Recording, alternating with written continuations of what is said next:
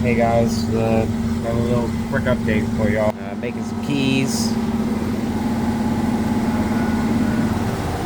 Got the jack here. We cleaned up all these, took it out of the bridge, replacing the bearings from the bridge. Poured all these out. Here's all the old ones. Here's all the new ones. All the boring is done. The holes are done and match the existing holes in the bridge. Worked out pretty well. Here's my setup for pouring them out. Looks pretty solid. Pretty solid. Don't say so myself. R390 cutter. Pretty darn snazzy.